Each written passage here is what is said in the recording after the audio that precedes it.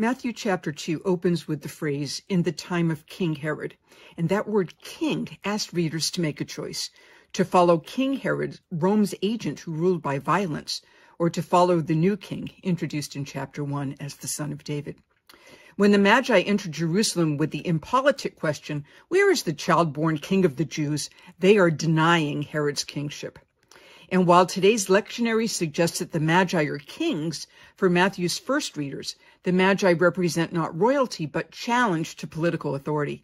Several ancient sources record that Magi challenged the rule of the Persian king Cambyses in the 6th century BCE. The Magi in Matthew, seeking an alternative to Herod, continue this tradition. The Magi in Matthew start to be associated with royalty after Constantine, seeing the Greek letters Chi Rho in the heavens, converts to Christianity. The Chi Rho then becomes associated with the Star of Bethlehem, and the association had political benefits.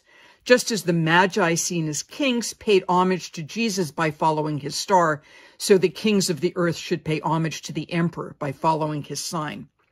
As for the Star of Bethlehem, Herod summons the chief priests and the scribes to ask them where the Messiah was to be born, and they tell him that the prophet Micah had announced that from Bethlehem shall come a ruler who is to shepherd my people Israel.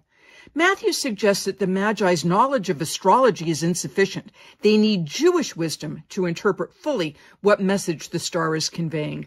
Indeed, the only time the word Magi appears in the Greek translation of the Old Testament is in Daniel 2:10, where King Nebuchadnezzar summons Magi not only to interpret his dreams, but also to describe them. They fail, and Nebuchadnezzar would have executed them all had not Daniel, knowledgeable in and faithful to the traditions of Israel, intervened. Matthew also tells us that the star stopped over the place where the child was. Were a star, as we understand stars today, to stop directly over a house, that house would be incinerated.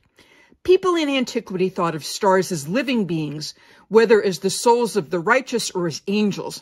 The star is a heavenly portent, not a science lesson, and the story Matthew tells is not about science, it's about faith.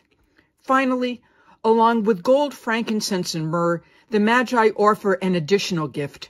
Magi in antiquity and Magi to this day are Zoroastrian priests. So in our reading, the Jews, Mary and Joseph, shared hospitality with the Gentile Magi. Matthew chapter 2 thus offers a lesson in interreligious cooperation.